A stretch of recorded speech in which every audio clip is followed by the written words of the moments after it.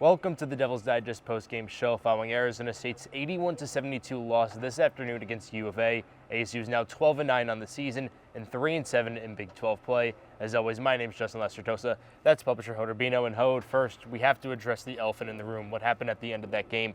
First, a couple of words exchanged between BJ Freeman and Caleb Love, which turned into kind of both of the teams kind of chirping back and forth at each other.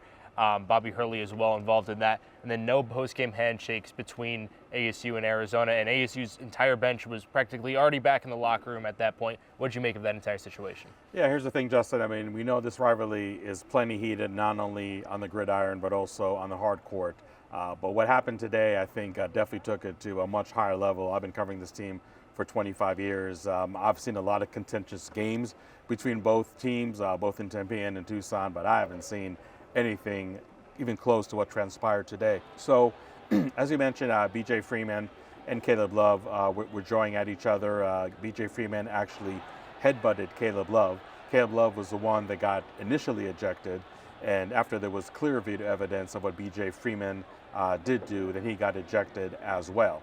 Now, Bobby Hurley definitely was not pleased with all the chirping that Arizona was displaying all afternoon, but especially what Caleb Love was doing in that department. Bobby Hurley went as far as to conclude his post-game press conference, which you probably have seen by now, saying that he has a vote for all conference players in the Big 12, and he knows what one player he's not going to vote for. So you didn't have to be a rocket scientist to know that he did absolutely mean that Caleb Love is not beginning getting his vote.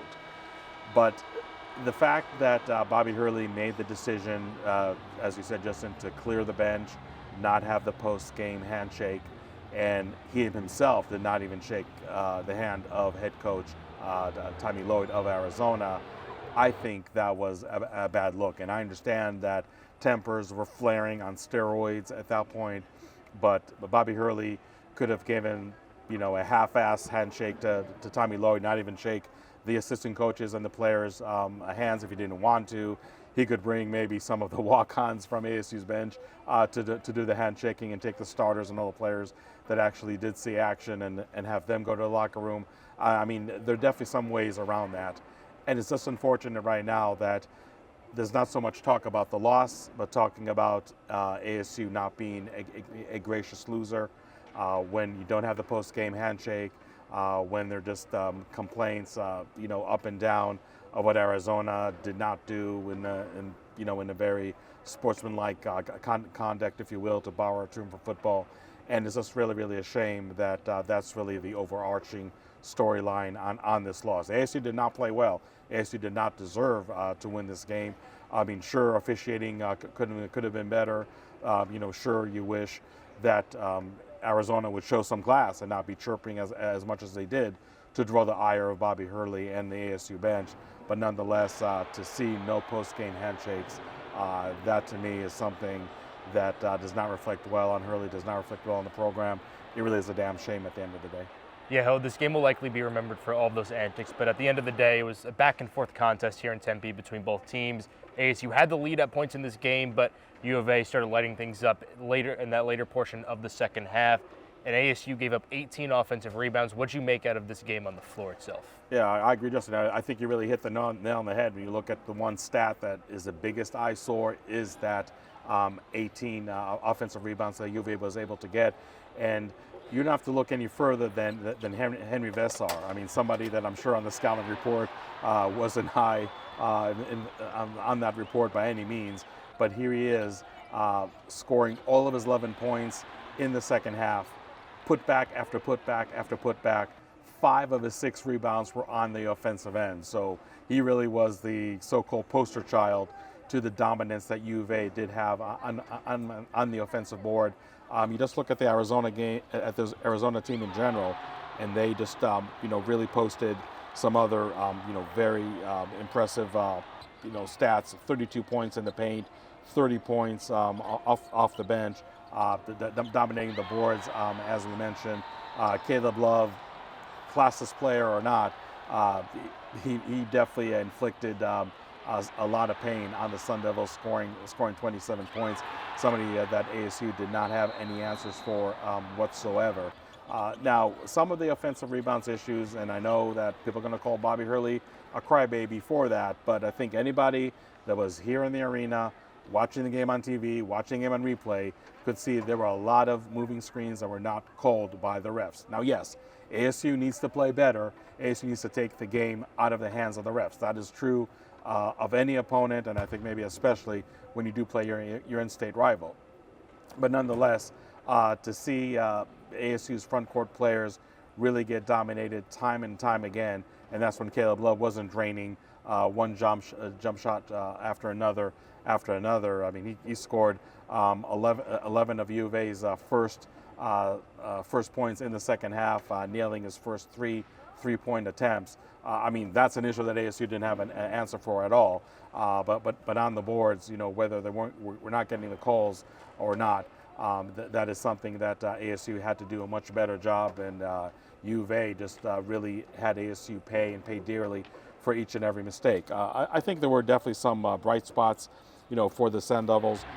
You had, Adam Miller scoring 16 points. BJ Freeman led ASU with 19 points. Bashir Jihad had 14 points. Austin Mason had 7 assists. We did see, some bright points for the Sun Devils. But I think one aspect that maybe is not talked about a lot, and there's unfortunately a lot of other issues to talk about, but Jason Sandin, ever since he came back from that ankle injury, Justin, he really has not been himself, is having a hard time scoring in double digits, and I think ASU lost one game all year when Sandin is scoring in double digits. He only had 9 points today, and when BJ Freeman and Adam Miller did have a lot of foul trouble that we're working through, that was for a guy like Sandin to step up. That unfortunately did not happen. Obviously, we talked about the issues that ASU was having in the paint on both ends of the court. So those are some aspects that really came to bite ASU hard. Again, you could talk about officiating, definitely leaving a lot to be desired. But I think ASU ultimately did have a lot of issues that they needed to clean up during the game. They weren't able to do that. That's why they're on the losing end this afternoon. Yeah, Hode, and this isn't the first time this year that Arizona State has gone toe-to-toe with a team of Arizona's caliber and competed, but not been able to close things out down the stretch. And here on Tuesday, get another tough outing against Kansas State, a team that just beat number 3 Iowa State at home after a long home stretch for the third best team in the country. So what do you expect to see out of ASU to potentially right some wrongs and clean up some of those things in that game? Adam Miller, who I think is really the unquestionable leader of this team, said after the game that a players' meeting is definitely in order for ASU to figure out how they can close out games. I mean, so many times, especially at home, we've seen ASU play a good first half, playing good in most stretches of the game, but not being able to close out the game. You look at what happened just a week ago against Iowa State. ASU goes into the locker room with a 7-point lead. I understand it's the number 3 team in the country, but ASU has to match a good first half performance with a good second half performance. That didn't happen. If you remember the home game against Baylor, ASU played poorly in the first half, played a great second half, was able to push the game into overtime, and I think just ran out of gas in overtime, losing that game. Another home loss was UCF. I mean, not really one of the powerhouses of this conference, but a team that was really able to impose their will on offense time and time again. And even though ASU did not play poor offensively on their own end, they just did not have any defensive answers for them. You know, Bobby Hurley said very well that you cannot, in this conference, lose already 4 home games when the calendar only shows the first week of February. So whatever margin of error that ASU had a week ago, 2 weeks ago, is almost diminished to none. And I think a win against Kansas State is not a win that would necessarily maybe signal in or turn around and have ASU firmly on the NCAA tournament bubble or anything like that. But with all the negative, and a lot of it really is off the court negative that happened today, I think it's really imperative for ASU to win that game against Kansas State and just really put this game in the rearview mirror, so we're not going to, inadvertently or not, just see more complaints about officiating, more issues with opponent players, drawing at you, and you just not putting that, in the proper context. So I think this is just really just another tough test for ASU, and this Big 12 conference has been full of tough tests to really try to overcome. The ironic thing is, Justin, that I don't see this ASU team getting blown out time and time again in a very, very challenging conference. I mean, all those games that I mentioned, ASU was right there toe to toe with some very, very good teams. And again, the game against Arizona, you can look at a 9-point loss and think that ASU was never in the game or really dominated for long stretches, and that wasn't the case at all. But really to put a complete game together, which I think aside from the win at West Virginia on the road, ASU was not able to do at all. That is something that the Sun Devils need to do. Sure, it's easier said than done, but nonetheless, ASU really has to strive to achieve that.